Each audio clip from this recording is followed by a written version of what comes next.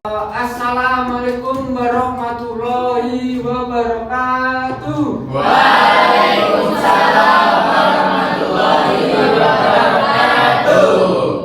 Baik anak-anak di sini, sebelum memulai mata pelajaran SKI pada hari ini, mari kita berdoa agar ilmu yang kita dapat pada hari ini bisa berjalan, kita terapkan, maksudnya dalam kehidupan sosial kita.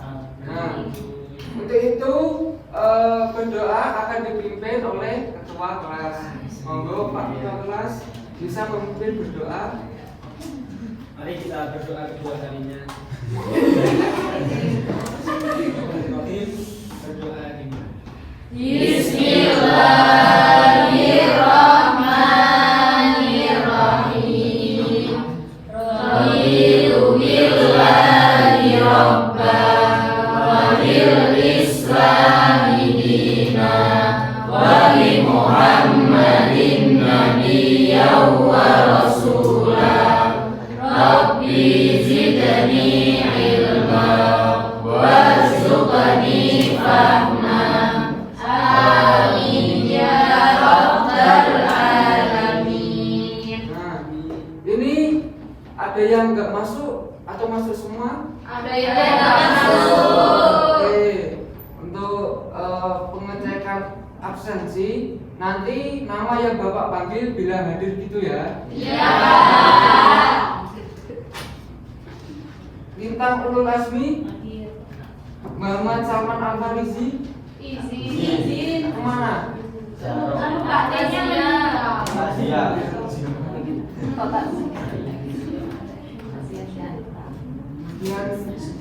Muhammad Nanda Diva Adila Ahmad Dari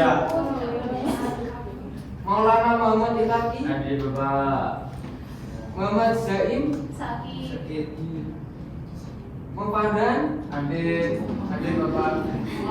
Indrayani Zima Ipalina Aida Fitriansa Aida Fitria Sorry Mabat Al-Hidayah Afanulia Hadir. Dianur Afifah Nur Aisyah Sayyidatul Ula Sylvia Putri Anwar Alifia Nur Aziza Amanda Novitasari. Nah, untuk yang nggak masuk ini ada Salman dan juga ada Zain ya. Satu lagi Bapak. Siapa? Aldi masuk. Kemana? Bonus dia. Nah, untuk tiga teman kita yang tidak masuk, mari kita doakan agar ketika ada teman kita yang kayak orang tuanya banyak meninggal dan ada yang sedang sakit, mari kita berdoakan agar diberi kesembuhan dan kelancaran hati. Amin ya Allah. Nah, berdoa dimulai. Berdoa selesai.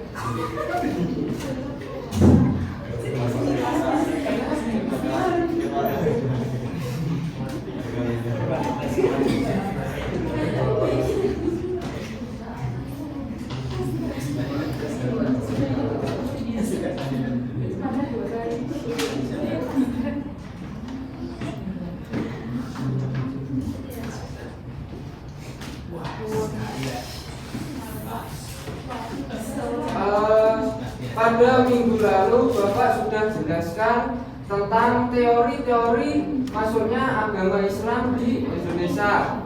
Nah, ada yang masih ingat nggak? Ada yang masih ingat nggak? Apa saja teori masuknya agama Islam di Indonesia? Teori pembelajaran Arabia.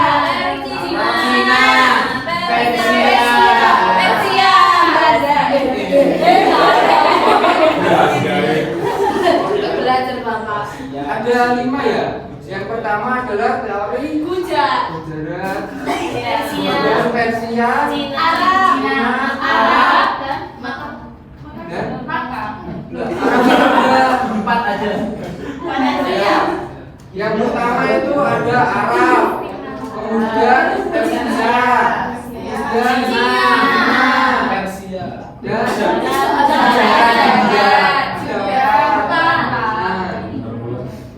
Nah, untuk materi sekarang ini adalah strategi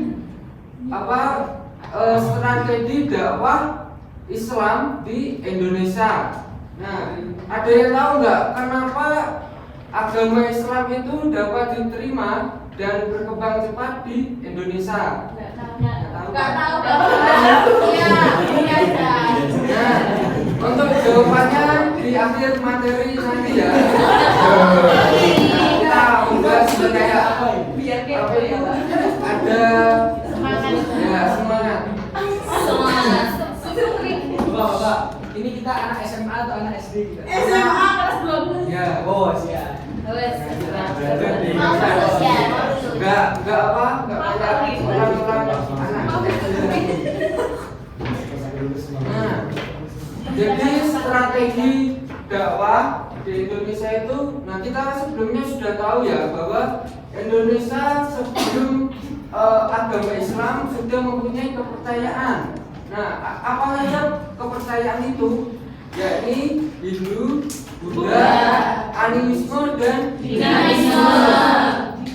Nah, di sini dalam bidang sastra telah ditemukan buku-buku atau kitab kuno seperti kitab Suluk yang mengisahkan perjalanan seorang sufi agar memperoleh ilmu sejati.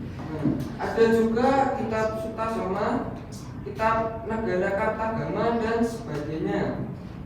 Nah, menurut Chandra Sasmita, ada berapa proses masuknya Islam di Indonesia? Ada yang tahu? Pernikahan,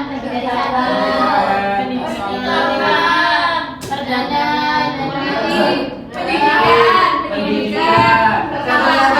Atau kita urutkan ya. Yang pertama apa? Pernikahan. Yang pertama Perjalanan. Yang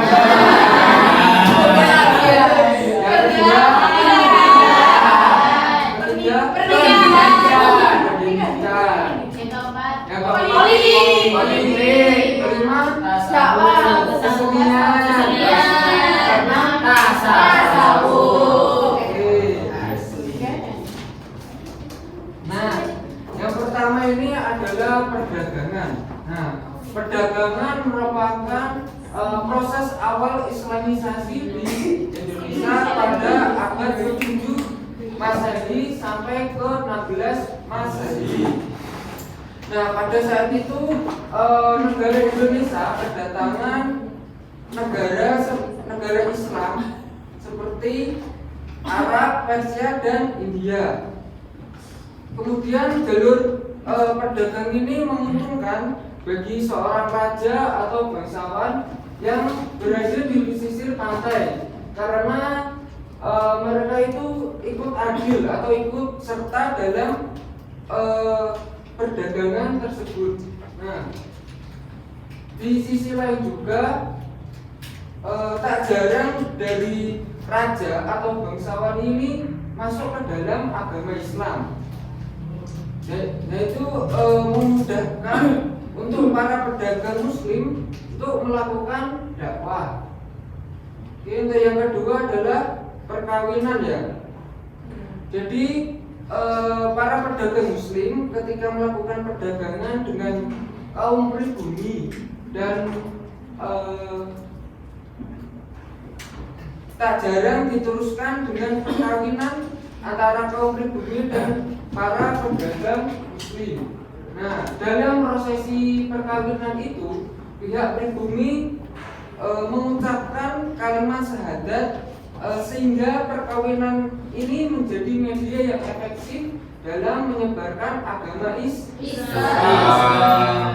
Nah, ada beberapa contoh kaum pribumi yang menikah atau melakukan perkawinan dengan pedagang Arab seperti Raden Rahmat atau Sunan Ampel dengan Nyai Manila.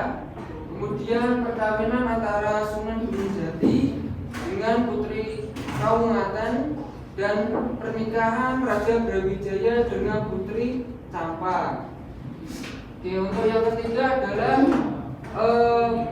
politik ya.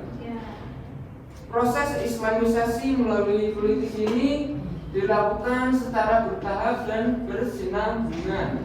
Nah, ketika penguasa dari suatu daerah setelah penguasanya itu masuk ke dalam Islam, maka rakyatnya itu lama-kelamaan juga akan mengikuti pemerintahan tersebut. Seperti contoh di Maluku dan di Sulawesi. Nah, selain itu ada juga kerajaan Islam yang melakukan penaklukan terhadap kerajaan non-Islam, dan kemenangan membuat masyarakat secara bertahap masuk ke dalam Islam. Yang keempat ada pendidikan. Nah, penyebaran agama Islam melalui pendidikan berupa pesantren. Nah, pesantren ini menjadi media yang efektif karena di sisi lain mengajarkan ilmu agama, di sisi lain juga mengajarkan ilmu keterampilan hidup. Nah, pesantren yang berdiri pada awal perkembangan Islam, ada pesantren yang didirikan oleh Sunan Ampel dan Sunan Giri yang sudah terkenal hingga ke Maluku. Nah, ketika seorang santri atau seorang murid dari pesantren itu sudah selesai atau sudah diwisuda lah kalau bahasa sekarangnya, mereka itu akan dikirim ke penjuru pelosok negeri untuk melakukan dakwah dalam menyebarkan agama Islam. Yang kelima ini ada kesenian. Nah, Islam melalui kesenian ini yang paling terkenal dengan mengadakan pertunjukan seni, gamelan, dan wayang. Cara seperti ini banyak ditemui di Yogyakarta, Solo, Cirebon, dan lain-lain. Nah, kita tahu di kisahnya Wali Songo ada salah satu tokoh yang bernama Sunan Kalijogo. Nah, ketika mau melakukan proses dakwah, Sunan Kalijogo ini menggunakan media wayang sebagai perantara dakwahnya. Nah, jadi sebelum melakukan kenapa Sunan Kalijogo mengambil wayang? Karena rakyat atau masyarakat Indonesia pada masa dahulu sudah mempunyai kepercayaan, yakni Hindu dan Buddha. Sehingga dalam pertunjukan wayangnya itu Sunan Kalijogo ini mengambil cerita dari ceritanya Mahabharata. Nah, ada yang tahu Mahabharata? Tahu.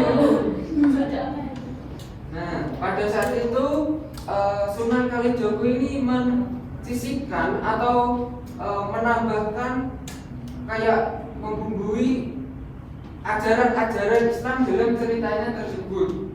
Nah, di sisi lain juga ketika melakukan pertunjukan seni, Sunan Kalijogo itu tidak memungut biaya lah atau upah untuk menonton wayang tersebut. Nah, sebagai gantinya mereka ini harus mengucapkan kalimat syahadat sebagai tiket masuk nonton pertunjukan tersebut. Nah, ada juga namanya yakni tembang atau sebuah lagu. Jadi Sunan Kalijogo itu juga menciptakan karya yakni sebuah tembang atau lagu seperti contohnya Lir Ilir. Nah, kan anak-anak ini sudah pada kehilangan konsentrasinya ya mungkin. Kita ice breaking sebentar. Mungkin dari anak-anak ini ada yang bisa nyanyi nggak? Nggak bisa ya. Alvan. Nanti tak beri hadiah. Bang Indri. 21 Kita kemana, Pak? berdua Pak, merusak dunia. Siapa yang berani memimpin Libya. depannya? Ayo, Ilania Pak. Duduk. Bapak aja Bang. Contoh dulu, Pak. Nanti ada Bareng-bareng aja. kita bisa menirukan. Bareng-bareng aja. Bareng-bareng. Iya.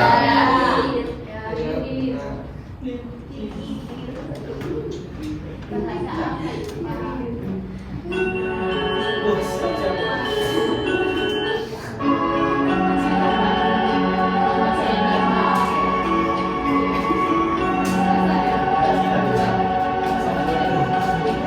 Satu, dua, tiga.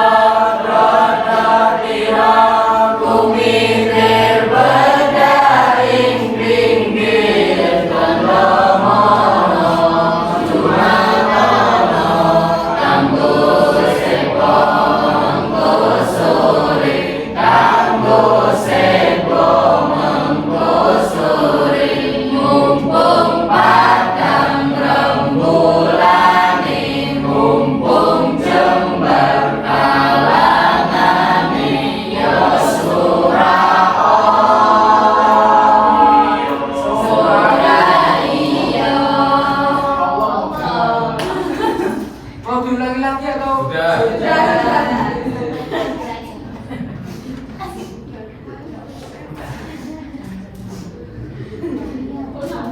Itu merupakan sebuah kesenian Islamisasi melalui kesenian. Jadi yang terakhir ada namanya tasawuf. Jadi tasawuf itu adalah para sufi mengajarkan tasawuf yang diramu dengan ajaran yang sudah dikenal oleh masyarakat. Nah, seorang sufi bisa dikenal dengan hidup dalam kesederhanaan, maka mereka selalu menghayati kehidupan masyarakat dan hidup bersama di tengah-tengah masyarakat. Jadi para sufi itu membaur kehidupannya dengan masyarakat Indonesia pada saat itu. Nah, seperti soal Bapak yang di awal, mengapa bangsa atau agama Indonesia berkembang pesat dan mudah diterima oleh masyarakat Indonesia. Nah, jadi ada beberapa poin yang membuat agama Islam ini bisa diterima dan berkembang pesat di Indonesia.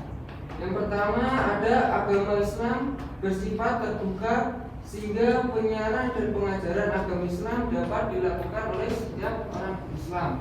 Jadi jadi seorang yang sudah beragama Islam boleh mengajarkan agama Islam kepada orang yang belum beragama Islam. Oke. Yang kedua adalah penyebaran agama Islam dilakukan dengan cara damai. Nah, kita tahu kayak dari awal, dari perdagangan sampai ke tasawuf ini, agama Islam dilakukan secara damai. Tidak ada paksaan sama sekali dari orang yang menyebarkan agama Islam. Nah, kemudian Islam tidak mengenal diskriminasi dan tidak membedakan kedudukan dalam masyarakat. Nah, kita tahu ya bedanya antara Islam dengan agama Hindu. Nah, agama Hindu kan ada yang namanya kasta dalam kehidupan masyarakatnya. kayak seperti Brahmana, Ksatria, dan yang paling terakhir itu adalah Dalit atau bisa disebut sebagai rakyat yang paling bawah. Nah, jadi kemudian berbeda dengan agama Islam, meskipun kalian miskin, meskipun kalian kaya, meskipun kalian sederhana, ketika sudah beragama Islam, berarti sama juga termasuk saudara-saudara dari umat Islam yang lain-lainnya. Oke. Yang keempat ini adalah perayaan. Nah, perayaan dalam agama Islam dilakukan dengan sederhana. Nah, ini berbeda juga dengan agama Hindu ya. Kita tahu bahwa agama Hindu itu ketika melakukan pemujaan terhadap batu yang dianggap sebagai dewa, itu kan pasti batunya itu kayak dihiasi dari berbagai bunga-bunga, kemudian disiram,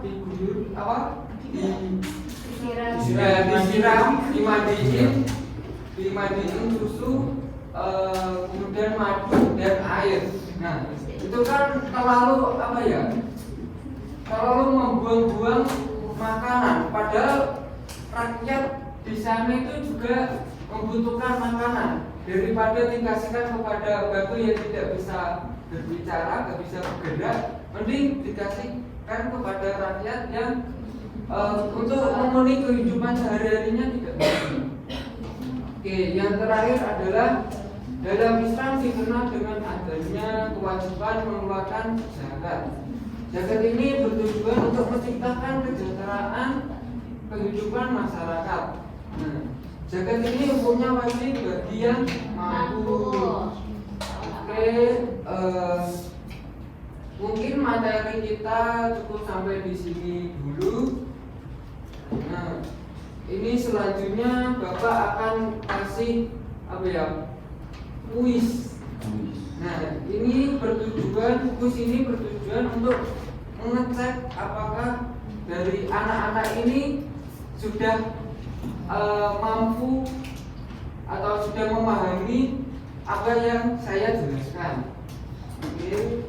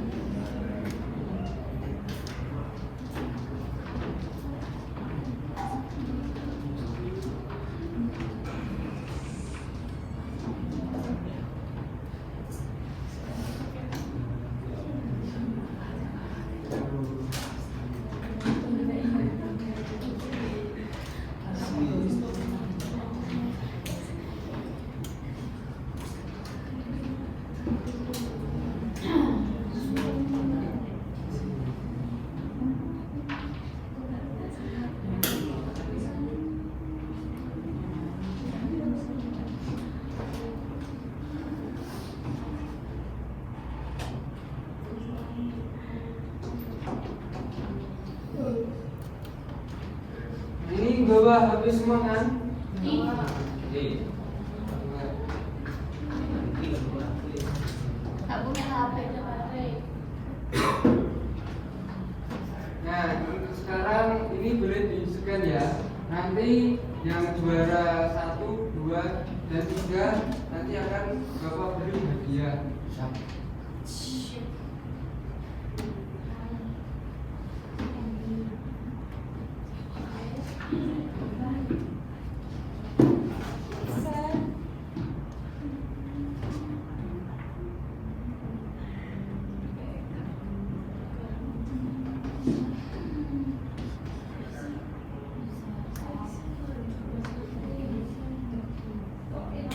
Kok tidak kami model gamenya apa Pak? Beda jawabnya.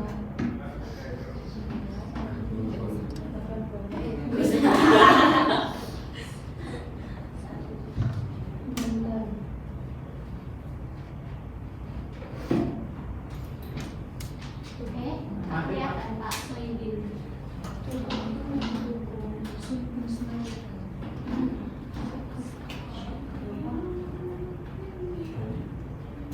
Tiga Pak.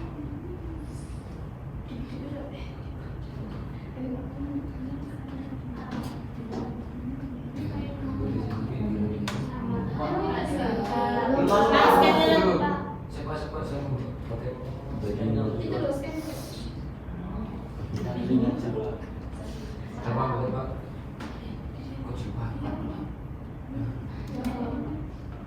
Celupkan. Ayo yang belum segera.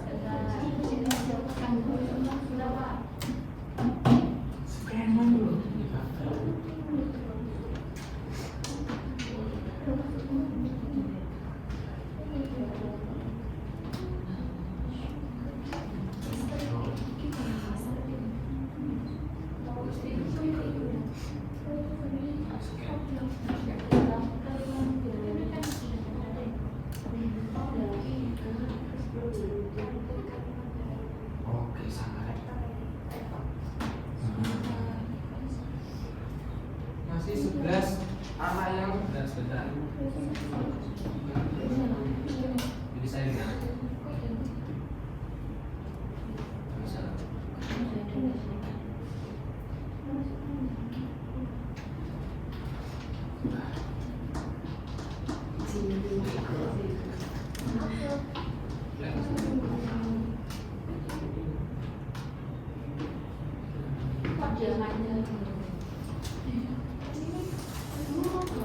Oke semua ini. Masih 13 anak 15. Kurang satu lagi.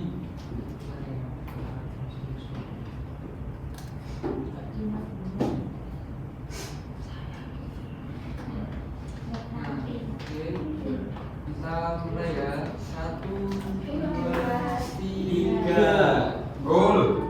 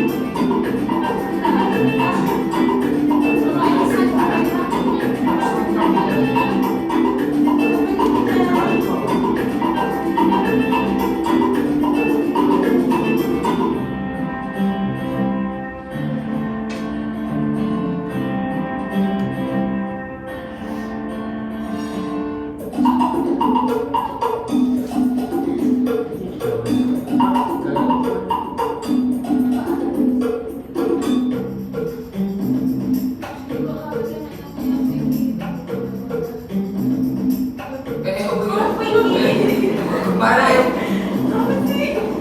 Wadah. Apa yang kita baik?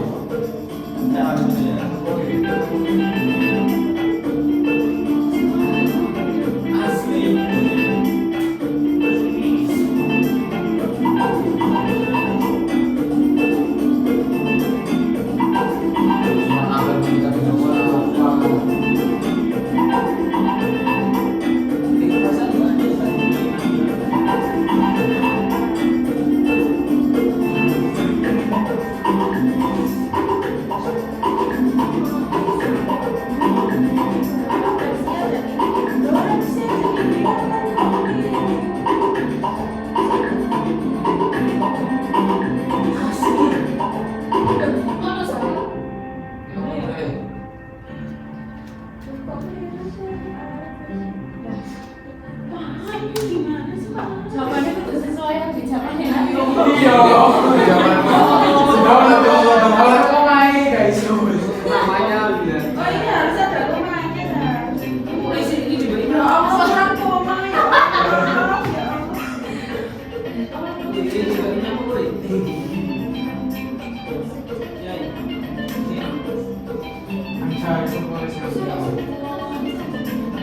Cuma beda Apa sih ya India? belum tahu apa jawabannya. Iya.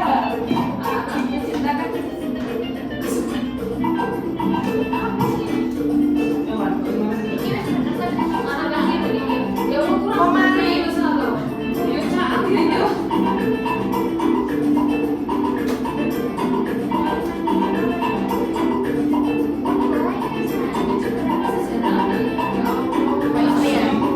Titik kemarin bodoh bro.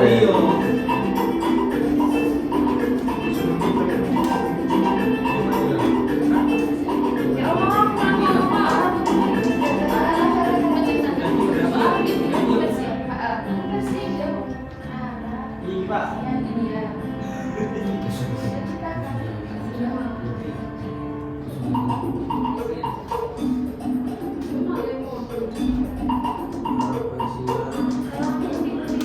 Nanti pada jam 10:15 nanti Bapak akan aktif dan kita akan mengetahui siapa yang menjadi juaranya.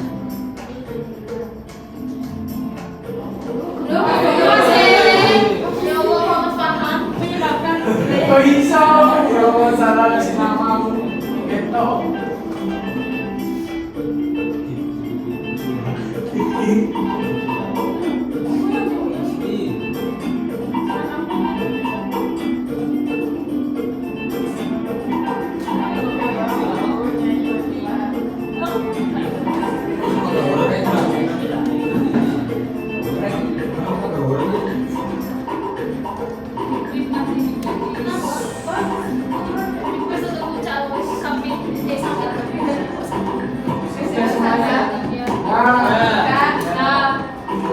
Udah Bapak.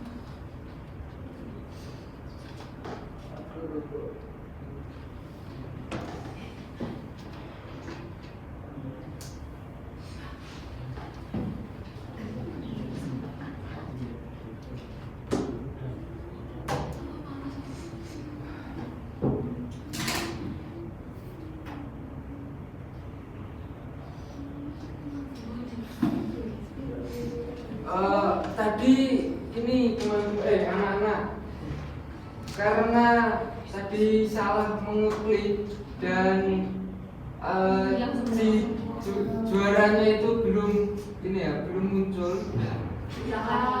Asli. Gimana caranya? Ini kan mau juara satu tadi. Bagi aja makanannya. Tapi ingat kok tadi sampai juara satu. Tadi juara 1, 2, 3 siapa? Lin. Ini Pak. Asli ini ada. Di situ ada. Wah, saya juara 4 saya asli. Asli.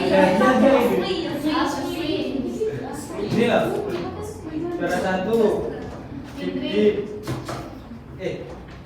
Iya enggak sih? Tingkat emas ini enggak sih? Iya yang masih emas. Suka juara 1. Untuk juara 1 atas nama Didik. Iya, sebutin aja. Sulawak. Ini Sama Al boleh maju ke depan ya. Siapa? Sama Al. Oh enggak, aku apa? Didik Bu Sulawak. Boleh maju ke depan. Jawab kan? Jalur kita. DKI kok. juara 4 dapat dari sini. Sampai 10 artinya. Juara 1. Saya. Di masa serutan. Apa?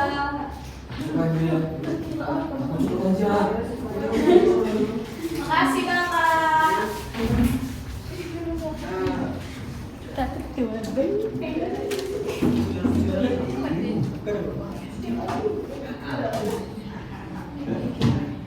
Mungkin itu saja materi kita pada hari ini. Bapak akan menyampaikan sedikit pesan bahwa kita itu adalah calon penerus bangsa di Indonesia. Jadi tolong